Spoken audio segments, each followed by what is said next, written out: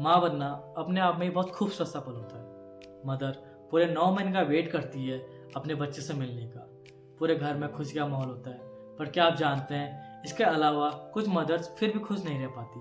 वो बहुत ज़्यादा निराशा या उदासी पर फील करती है। आइए इस वीडियो में हम बात करते हैं पोस्टपार्टम डिप्रेशन के बारे में। पोस्टपार्टम डिप्रेशन एक साइकेट्रिक कंडीशन है जो कॉम्प्रोमाइज़ करती है 3 कैटेगरीज को: पोस्टपार्टम ब्लूज या बेबी ब्लूज। मदर की बॉडी में बहुत सारे हार्मोनल चेंजेस आ रहे होते हैं। सडनली ड्रॉप होता है प्रोजेस्टेरोन एस्टेरोन के हार्मोन के लेवल का। इसकी वजह से मदर्स के अंदर बहुत ज़्यादा मूड स्विंग दिखे जाते हैं। ये नॉर्मली डिलीवरी के 2-3 दिन बाद दिखा जाता है और कुछ हफ्तों में ये सिम्टम्स ख़त्म हो जाते हैं। बट अगर ये सिम्टम एग्जीक्यूट एक्सट्रीम हो गए तो इसे हम बोलते हैं पोस्टपार्टम साइकेट्रिक डिसऑर्डर। ये लगभग 4 हफ्ते के अंदर शुरू होता है। इस कंडीशन में आपको मेडिकेशंस या हॉस्पिटलाइजेशन की ज़रूरत पड़ती है। और अगर यही सिम्टम कुछ लंबे टाइम तक चले गए या स्टार्टिंग में ये बहुत कॉमन होंगे लेकिन बाद में बहुत एग्जीक्यूट होंगे तो ये बनता है पोस्टपार्टम डिप्रेशन। आइए इस वीडियो में बात करते हैं पोस्टपार्टम डिप्रेशन के बारे में। आइए हम बात करते हैं पोस्टपार्टम डिप्रेशन के सिम्टम्स क्या होते हैं। Changing mood. मदर के मूड एकदम से बहुत ज़्यादा स्विच करने लग जाते हैं। बहुत ज़्यादा मूड स्विंग होने लग जाते हैं मदर को। मदर बहुत गुस्से में आ जाती है। कभी मदर एकदम बहुत रोने लग जाएगी, कभी मदर एकदम बहुत एंजाइटी में आ जाएगी। इसके अलावा मदर बहुत ज़्यादा थकी महसूस करेगी, मदर को नींद कम आएगी। इसके अलावा मदर मतलब नई रिस्पॉन्सिबिलिटी या नए जो इन्वायरमेंट है बेबी आने के बाद उससे बहुत थकाव महसूस करती है। इन सब की वजह से क्या होता है कि मदर का जो बेबी के साथ बॉन्ड होता है वो इतना अच्छा नहीं बन पाता। मदर का अटेंशन बहुत लेक हो जाता है। मदर छोटी बातें बहुत भूलने लग जाती है।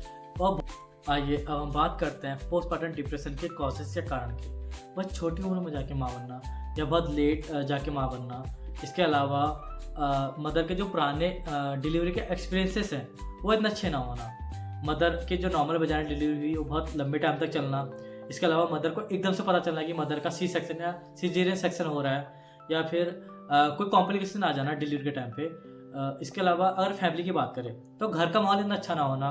घर में डोमेस्टिक वायलेंस बहुत ज़्यादा हो रहा है। जो मदर का हस्बैंड है वो बहुत ज़्यादा एडिक्टिव है किसी टॉक्सिक चीज़ का, जैसे कि अल्कोहल का कंजम्पशन को बहुत ज़्यादा एक्सट्रीम कर रहा है। या घर में बहुत ज़्यादा गरीबी है या फैमिली सीवियर फाइनेंशियल क्राइसिस से गुजर रही है या मदर का इतना पढ़ा लिखा ना हो जाना। ये कुछ कारण होते हैं पोस्टपार्टम डिप्रेशन के। आइए अब हम बात करते हैं अलार्मिंग सिचुएशंस के बारे में। कभी मदर के अंदर सुसाइडल थॉट तक आने लग जाते हैं या मदर बेबी को हार्म करने के बारे में तक सोचने लग जाती है। इस केस में आपको इमीडिएटली किसी डॉक्टर के पास या फिर किसी मेंटल हेल्थ प्रोफेशनल या साइकेट्रिक डॉक्टर के पास इमीडिएटली कंसल्ट करने के लिए जाना चाहिए। आइए हम बात करते हैं ट्रीटमेंट क्या होता है पोस्टपार्टम डिप्रेशन का। बेस्ड ऑन ड्यूरेशन और सीवियरिटी साइकेट्रिक डॉक्टर्स जो होते हैं वो मदर को काउंसलिंग या फिर मेडिकेशंस प्रिस्क्राइब करते हैं। आइए अब हम बात करते हैं इस केस में सबसे जरूरी फैमिली और या फिर हस्बैंड की रिस्पॉन्सिबिलिटी के बारे में। एज अ हस्बैंड या एज अ फैमिली आप मदर को 3 एस्पेक्ट पे सपोर्ट कीजिए। प्रैक्टिकल लेवल पे, इमोशनल लेवल पे या फिर सोशल या इन्वायरमेंट के लेवल पे। एज अ हस्बैंड आप मदर को बॉडी शेमिंग करने से बचे। आप मदर को बहुत ज़्यादा इमोशनल सपोर्ट दे। आप मदर को कोई भी बात समझाने के बजाय मदर को सुनना पसंद कीजिए। मदर को एक अच्छा उस वक्त लिसनर की ज़रूरत होती है जो मदर को समझे कि मदर क्या क्या फील कर रही है। आप मदर की बातों को सीरियसली लीजिए। अगर मदर खुद को सेल्फ हार्म करने की बात कर रही है या बेबी को हार्म करने की बात हो रही है तो इमीडिएटली साइकी के जो डॉक्टर्स होते हैं उनसे कंसल्ट कीजिए इमीडिएटली।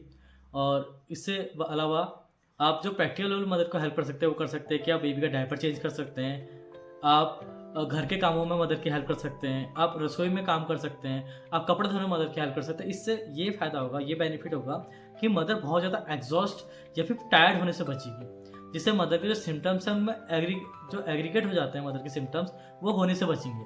और एज अ फैमिली आप मदर को किसी भी तरीके का टॉन्ट या फिर तंजबाजी करने से बचें। हमारे यहाँ में बच्चे पैदा नहीं होते थे क्या, तुमने अलग से बच्चे पैदा थोड़ी ना किए हैं, तुम बहुत ज़्यादा ओवर रिएक्ट करी। आजकल की लड़कियों को तो थोड़ा एडजस्ट करने के लिए क्या कह दो, ये बिल्कुल बिखर जाती है।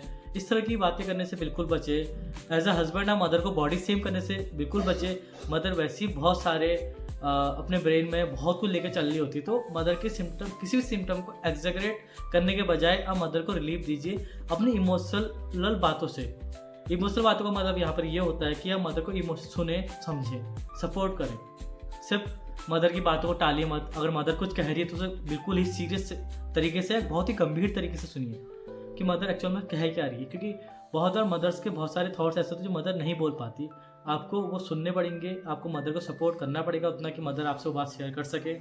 और दूसरी बात है कि सोशल या इन्वायरमेंटल लेवल पे आप मदर को एक बहुत ही हेल्दी इन्वायरमेंट क्रिएट करके दे। बहुत बार इंडियन फैमिली में देखा गया है कि मदर जैसी प्रेग्नेंट होती है तो उनकी छोटी बहन को या किसी फैमिली वाले मेम्बर्स को घर बुला लिया जाता है मदर के साथ। ये बहुत ही अच्छा बेनिफिट वाला एक स्टेप होता है। इससे ये बेनिफिट होगा कि मदर के जो क्लोज वन है, हो सकता है कि उनकी मम्मी हो सकता है उनके पिता हो, कोई भी, आप उनको समय समय पर घर बुलाते रहिए, उनको मदर के साथ टाइम गुजारने दीजिए। उससे ये होगा कि मदर थोड़ा अच्छा खुश फील करेगी, मदर अपने दिल की बात करता उनको बताए। आप उनसे पूछिए कि मदर किसी तरह परेशान तो नहीं है। इससे मदर के जो सिम्टम्स होते हैं उनको बहुत ज़्यादा रिलीफ, उनको बहुत ज़्यादा सप्रेस करने में बहुत ज़्यादा रिलीफ मिलेगा। और सबसे इम्पोर्टेंट बात जो होती है, या मैं जो कहना चाहूँगा कि किसी मेडिसिन या किसी भी काउंसलिंग से ज़्यादा जरूरी होता है फैमिली या हस्बैंड का सपोर्ट करना। मदर क्या कर सकती है पोस्टमार्टम डिप्रेशन के केस में? आप सुबह शाम आराम से बेबी के साथ आउटिंग पर जा सकते हैं, आप कहीं वॉक पर जा सकते हैं, आपको जो अच्छा लगता है वो काम कीजिए। इसके अलावा आपको किसी से बात करने का मन करता है, जैसे आपकी छोटी बहन या आपका कोई फैमिली मेम्बर है, तो आप उनसे बात कीजिए, आप प्रॉपर एक्सरसाइज कीजिए। और अगर आपको लग रहा है कि जो सिम्टम्स है आपके कंट्रोल में नहीं आ पा रहे हैं, तो आप किसी काउंसलर या साइकेट्रिक डॉक्टर या डॉक्टर नॉर्मली जो आपके गांव में कोई डॉक्टर है उससे बात कर सकते हैं। और आखिरी में मैं बस इतना ही कहना चाहूँगा कि मदरहुड सिर्फ मदर की रिस्पॉन्सिबिलिटी नहीं होती, वो रिस्पॉन्सिबिलिटी होती है फादर की, वो रिस्पॉन्सिबिलिटी होती है पूरी फैमिली की।